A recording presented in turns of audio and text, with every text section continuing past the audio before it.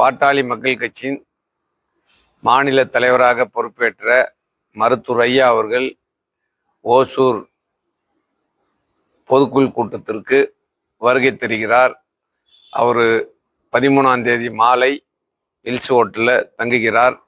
14ஆம் தேதி காலை 10 மணிக்கு பொதுக்குழு நடக்கும் இடத்திற்கு வந்து